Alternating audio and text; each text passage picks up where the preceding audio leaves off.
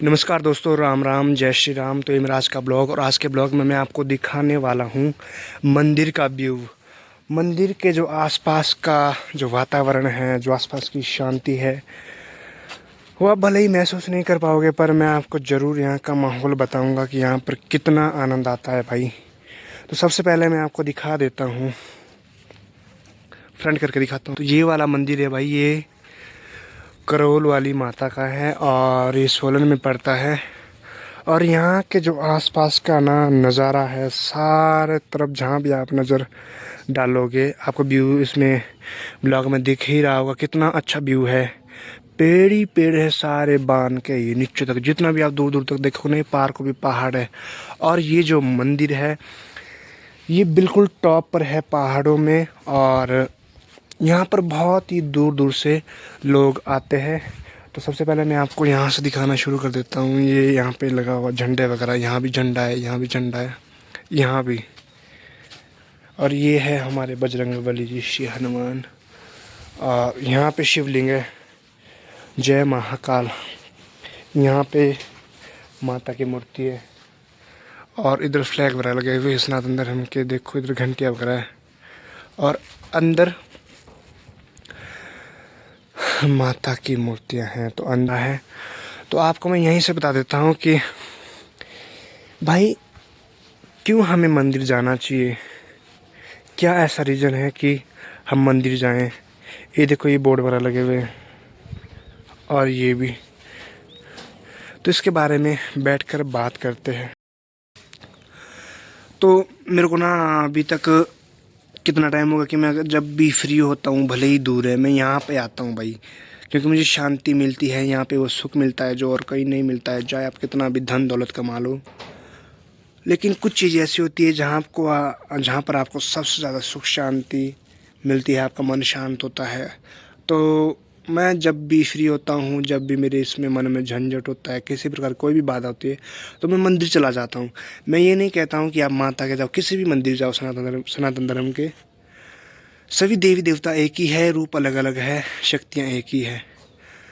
तो भाई इतना सुख शांति मैंने कहीं नहीं देखी। पहाड़ों में बिल्कुल टॉप पर है, और ऐसा लगता है कि जैसे चूड़दार है हमारे सबसे टॉप पर ऊपर। वैसे ही एक करोल वाली माता का मंदिर यहाँ पे है। और नीचे जो है वो क्या बोलते हैं, पांडव गुफा है, और एक कुटिया है, वहाँ मैंने दर्शन कर लिया। वहाँ का नज़ारा मैंने नहीं दिखाया, और यहाँ भी मैंने सोचा कि क्यों ना ब्लॉग में बना लूँ, और जो लोग गॉड पे बिलीव करते हैं उनके लिए एक ब्लॉग के माध्यम से मैसेज दूं कि भाई कलयुग में और कुछ नहीं रहा है, अब सिर्फ नाम जाप और भगवान का चिंतन, उनका भजन, यही बचा हुआ। बाकी आपको तो लग रहा है अंदाज़ा, जो बाहर पाप वगैरह का माहौल है, कितना दुष्कर्म हो रहा है, इतना कुछ बाहर चल रहा है, तो आपको लगता है कि इंसान अब सेफ रह पाएगा। नहीं, अब वो घोर कलयुग स्टार्ट हो गया है।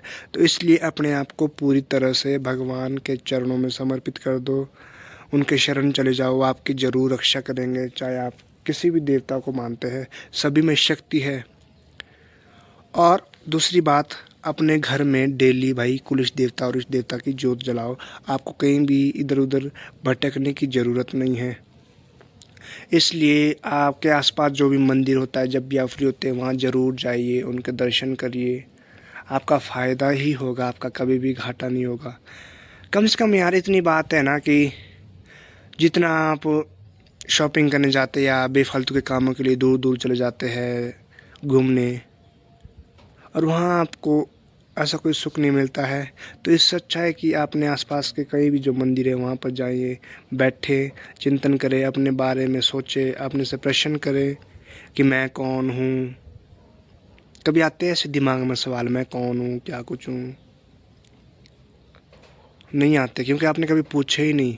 क्या आपने कभी ये सोचा है कि आपकी मनपसंद चीज़ें क्या है, आपको चाहिए क्या है? नहीं, ये तब आएगा जब आप अकेले रहोगे, अकेले अपना समय व्यतीत करोगे, और पूरी तरह से अपना जो चरित्र वो पवित्र रखोगे।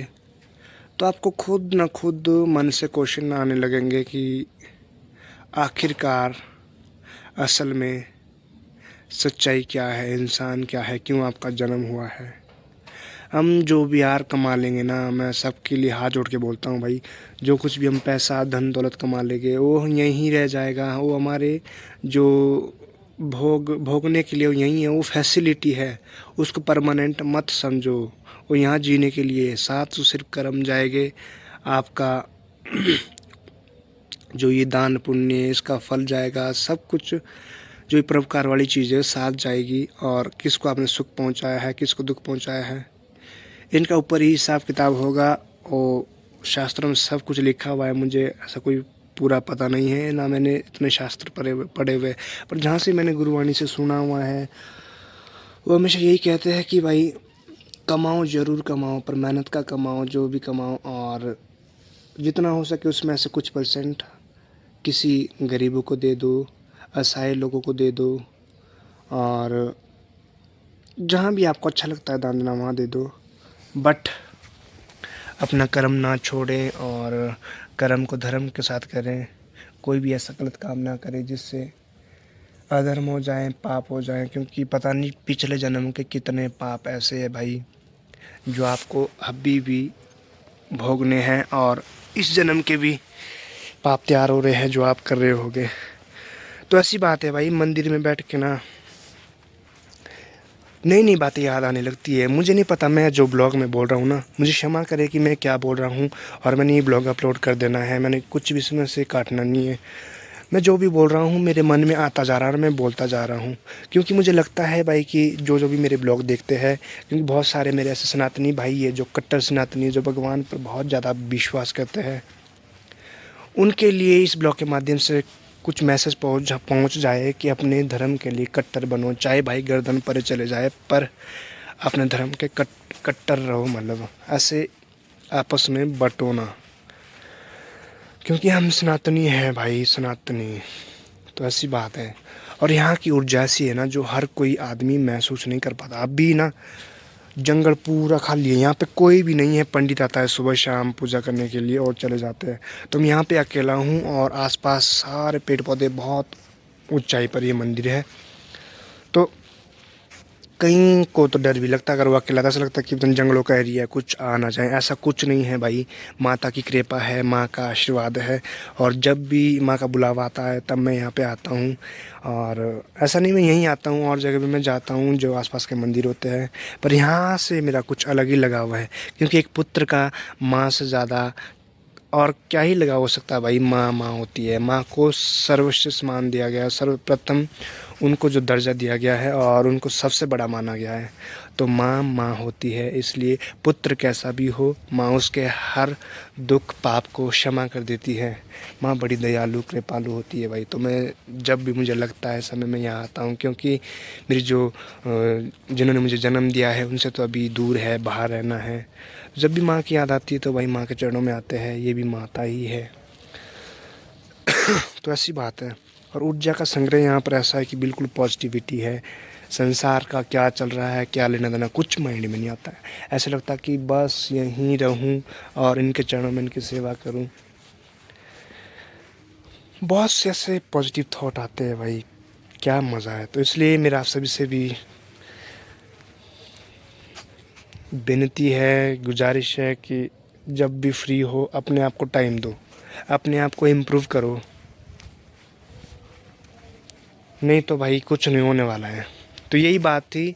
और बाकी आप सभी अपना ख्याल रखो, अपने परिवार का ध्यान रखो, अपने माँ बाप की खूब सेवा करो। तो मिलते हैं तब नेक्स्ट ब्लॉग में बाद में।